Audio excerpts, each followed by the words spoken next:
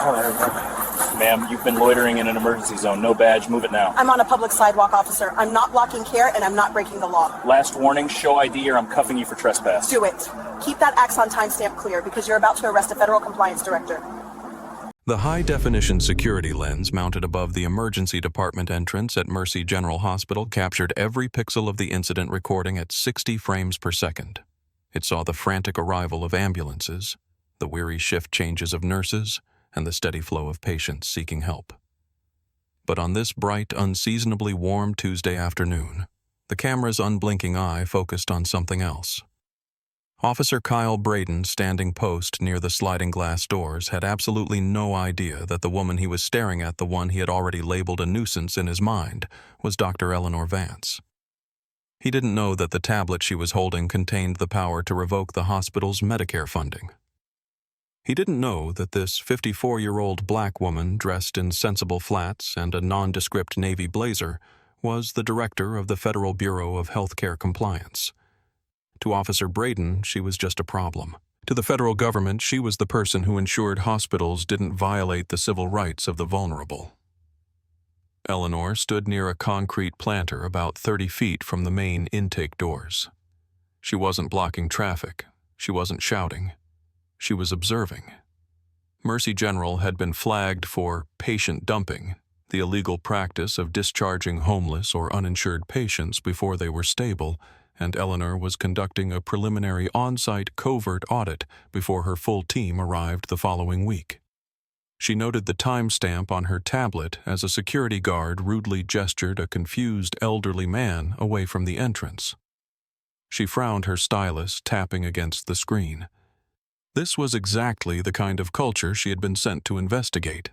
She had spent 25 years in public health administration, working her way up from a county caseworker to a presidential appointee. She had shut down corrupt nursing homes in Florida and levied record-breaking fines against pharmaceutical companies in Jersey. She was precise, she was fair, and she was currently documenting a Title VI violation. Officer Braden, however, saw none of that history. At 29 years old, Braden had been working the hospital security detail for 6 months, a side gig to his patrol duties with the city police. He was bored, he was hot, and he was looking for something to do. He had been watching Eleanor for 10 minutes. In his assessment, she was loitering. She didn't have a visitor badge. She wasn't a patient.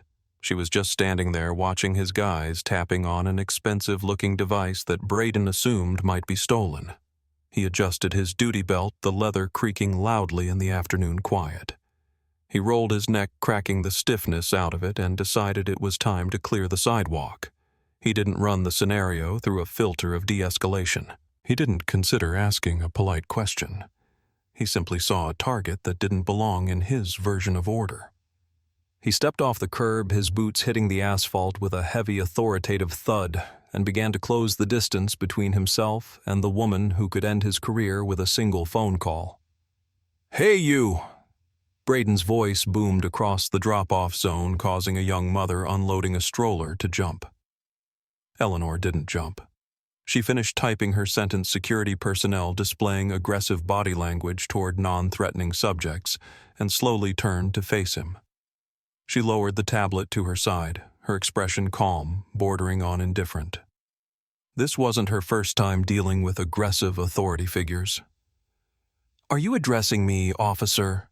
she asked, her voice level, projected with the diaphragm control of a woman used to commanding boardrooms. "Yeah, I'm talking to you," Braden snapped, stopping 3 feet from her, invading her personal space intentionally. "You've been standing here for 15 minutes. This is an active emergency zone. You need to move it along." Eleanor looked at the red-painted curb, then back at where she was standing on the gray concrete. "I am well outside the ambulance bay, officer. I am not obstructing traffic, and I am not impeding patient access. I am conducting business." "Business," Braden scoffed, a short, sharp sound of derision. He looked her up and down, his eyes lingering on her comfortable slacks and the lack of a visible hospital ID lanyard. "You don't have a badge. You aren't staff. Visiting hours don't start for this wing until 4:00 p.m., so unless you're bleeding, you're loitering, and I'm telling you to beat it." Eleanor shifted her weight. She had a choice here. She could pull out her federal credentials, immediately ending the encounter in seconds. But part of her audit was to observe how the facility treated the general public, especially minorities who didn't look like they had high-powered attorneys on retainer. If he treated a well-dressed woman this way, how was he treating the indigent population she was here to protect? She decided to let the scenario play out a little longer. "Officer, my presence here is lawful. I am standing on a sidewalk that is open to the public, observing the exterior operations of a facility that receives federal funding. I am not required to move simply because you find my presence inconvenient." Braden's face flushed a shade of pink that clashed with his uniform. He wasn't used to people talking back, certainly not using words like lawful and facility. He took a step closer, his hand dropping instinctively to rest on his taser, not drawing it but threatening it. "Listen, lady. I don't know who you think you are, but you're not a lawyer. This is private property, and when I tell you to move, you move. Now take a walk before I write you up for trespassing." "This hospital is a 501c3 nonprofit entity," Eleanor said, her voice hardening just a fraction. "It operates under a charter that mandates public access. Furthermore, the sidewalk I am standing on is under a municipal easement. I know the property lines better than you do. I suggest you return to your post and focus on the actual traffic congestion forming behind that ambulance." She gestured calmly toward a bottleneck of vehicles that Braden had been ignoring while he focused on her. That was the breaking point. Being corrected was bad. Being corrected by a black woman in front of bystanders was, in Braden's mind, an act of open rebellion. A small group of people had paused near the automatic doors. Among them was Harrison Fletcher, a major donor to the hospital board who was waiting for his valet. Fletcher frowned, watching the interaction, but said nothing. He pulled out his phone not to call for help, but to record. He knew a lawsuit when he saw one brewing. Braden's voice dropped to a growl. "You're refusing a lawful order." "I am refusing an unlawful command based on an incorrect interpretation of trespassing statutes," Eleanor corrected him. "And I am asking you to articulate what reasonable suspicion you have that I am committing a crime." "You want articulation?" Braden sneered. "You're acting belligerent. You're causing a disturbance, and now you're failing to identify." "You haven't asked for my identification," Eleanor pointed out. "You simply told me to beat it. If you want my identification, I am happy to provide it. But be warned, officer, once you see it, you cannot unsee it, and your supervisors will be very interested in why you stopped me." She reached slowly toward her blazer pocket. She moved with the deliberate slowness of a mother who tells her children to stay still. She knew the dangers. She knew that a sudden movement could turn this from an annoyance into a tragedy. "Hand out of the pocket now," Braden yelled, stepping back and fully gripping his taser. "Keep your hands where I can see them." "I am attempting to comply with your implied request for ID," Eleanor said, freezing her hand. "Make up your mind, officer. Do you want to know who I am, or do you want to continue making a spectacle of yourself?" "I want you off this property," Braden spat. "Last warning. Walk away, or you're going in cuffs."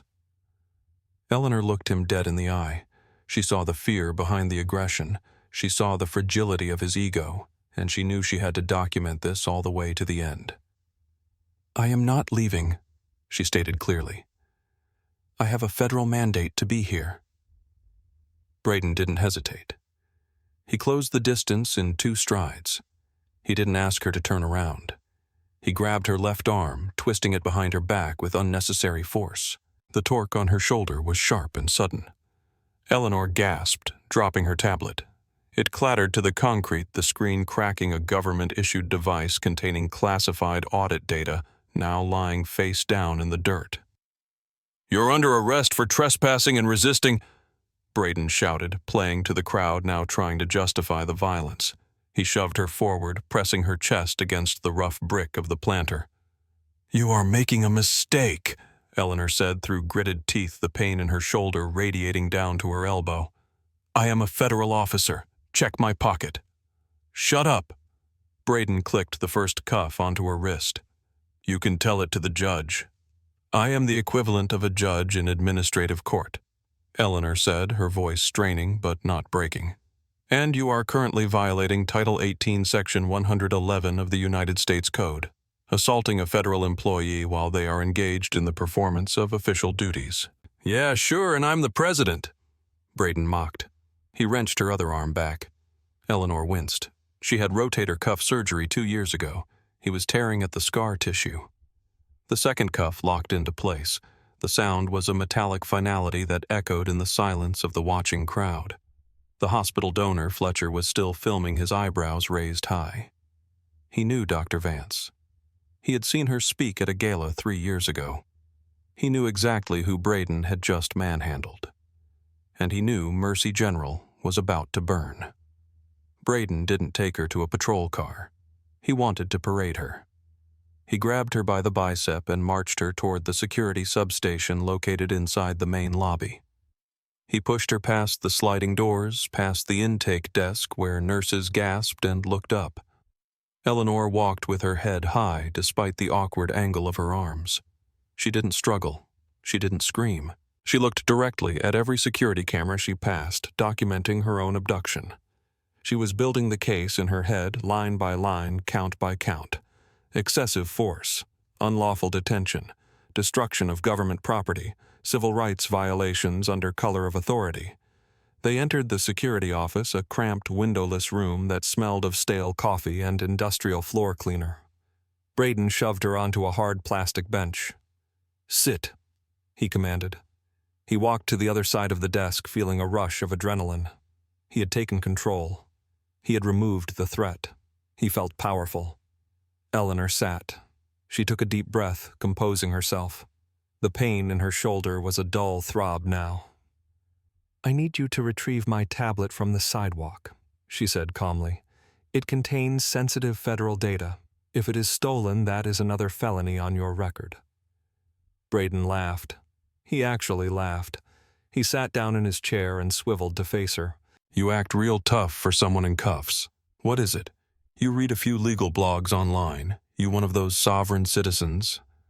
"I am the director of the Federal Bureau of Healthcare Compliance," Eleanor said, enunciating every syllable. "My badge is in my right blazer pocket. My wallet contains my Department of Health and Human Services credentials. I suggest you look at them before you start typing that report." Braden paused. There was something in her voice, a lack of desperation. Usually people begged. They cried. They yelled. Eleanor was doing none of that. She was looking at him with the detached curiosity of a scientist examining a bug.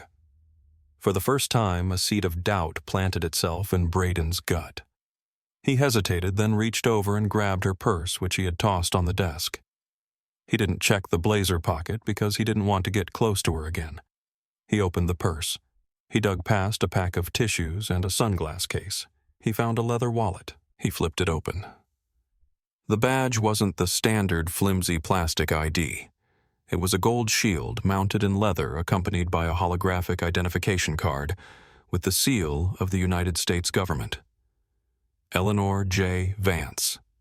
Director. Clearance level top secret /SUI. The air left the room. It didn't hiss out. It vanished. Braden stared at the badge. He looked at the photo. He looked at Eleanor.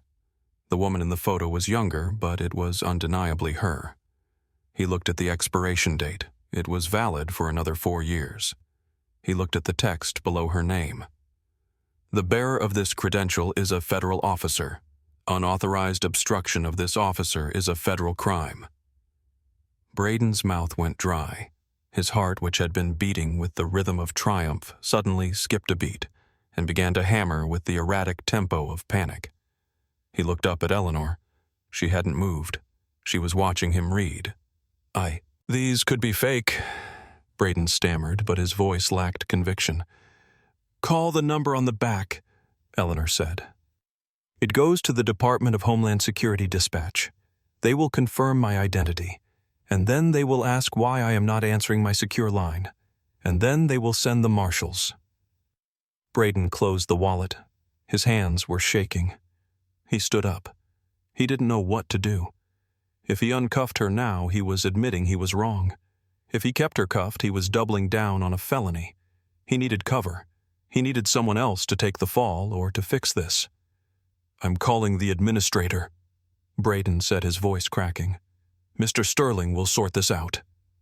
"Yes," Eleanor said, allowing herself a small, icy smile. "Please call Robert.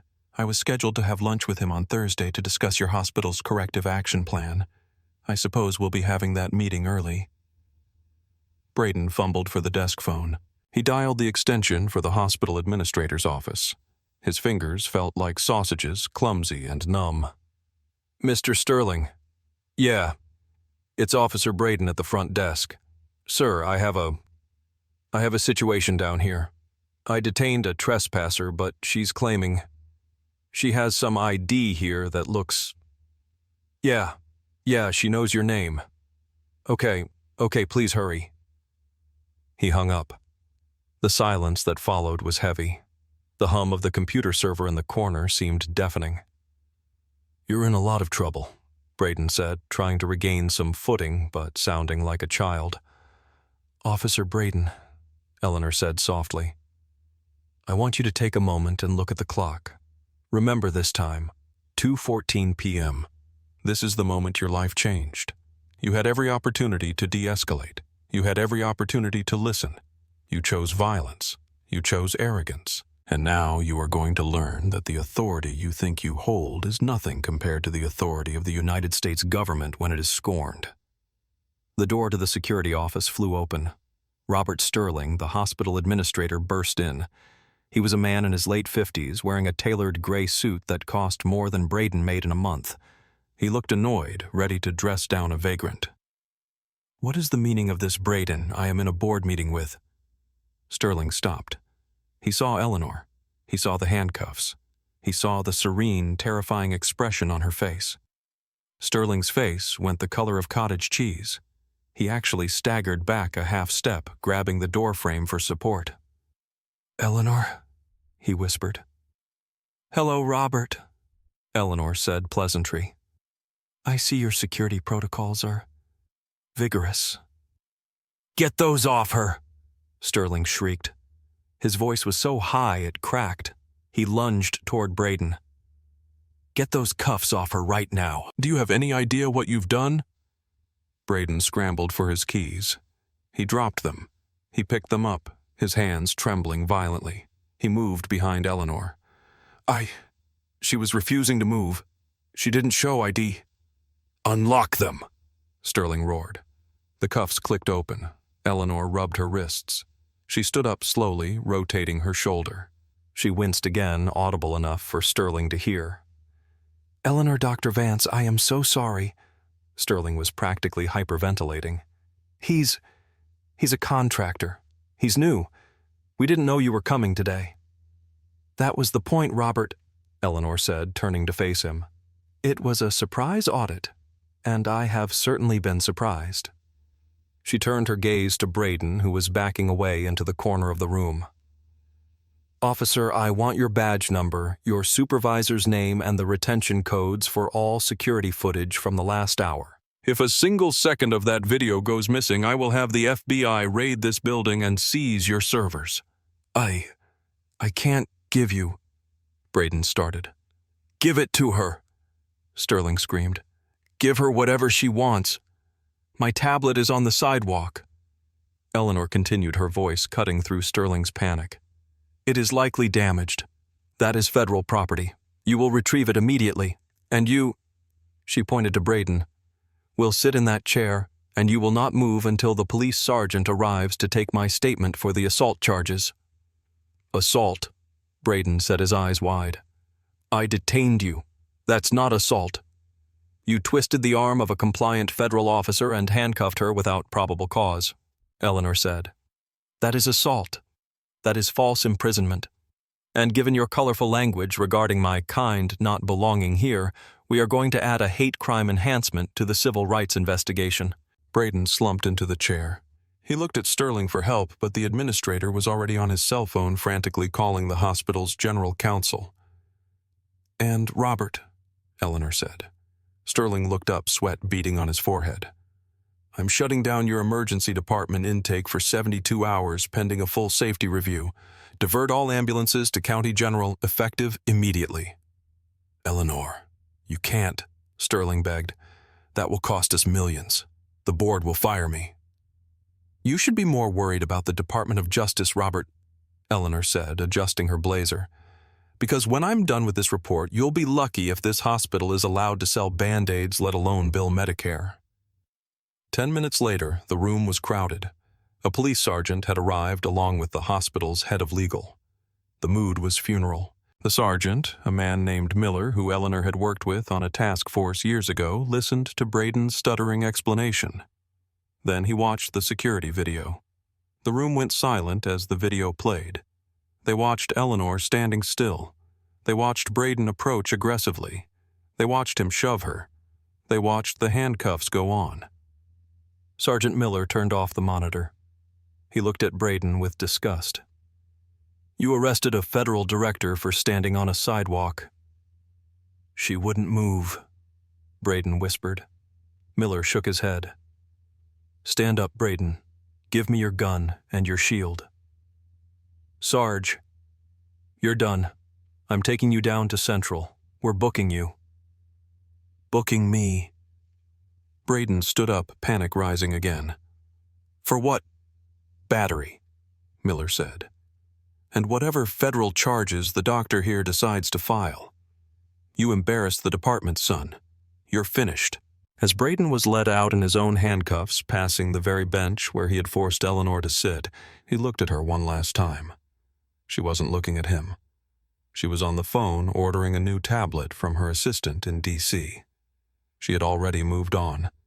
He was just a footnote in her report now. The aftermath was swift and brutal. The video, of course, leaked.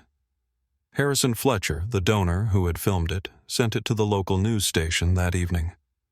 By morning, it was national news. Federal health director handcuffed at Mercy General. The hospital tried to spin it, but the footage was undeniable.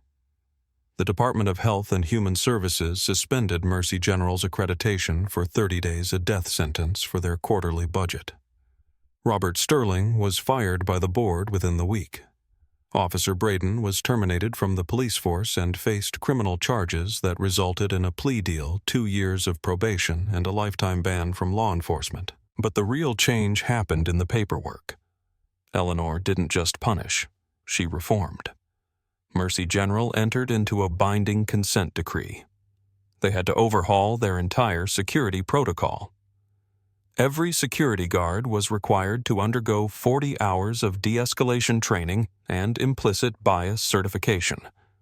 The hospital was forced to establish a community oversight board, which Eleanor helped staff with local civil rights leaders. 6 months later, Eleanor sat in her office in Washington, D.C. The pot of tea on her desk was steaming. Outside her window, the traffic of the Capitol moved in a steady rhythm. In front of her lay a check for $850,000, the settlement from the civil lawsuit she had filed against the city and the hospital. She picked up her pen. She didn't need the money. She had a government pension and a life of frugal dignity. She flipped the check over and endorsed it. Pay to the order of the Legal Defense Fund for Indigent Patients. She thought about Braden. She wondered if he understood yet what had happened. It wasn't just that he had picked the wrong victim. It was that he had been part of a system that allowed him to believe he could be the wrong kind of predator. She had stopped him, yes. But how many Eleanors had there been before her? How many women without badges, without degrees, without the power to shut down an ER had sat on that bench and cried while he laughed? That was the tragedy. Eleanor had won, but her victory only highlighted the thousands of defeats that went unrecorded. She placed the check in an envelope, sealed it, and dropped it in her outbox. She picked up her new tablet. There was a hospital system in Chicago showing irregularities in their pediatric billing. It was time to go to work. She looked at the reflection in her office window. A 54-year-old black woman stared back, tired but unbowed. She took a sip of tea.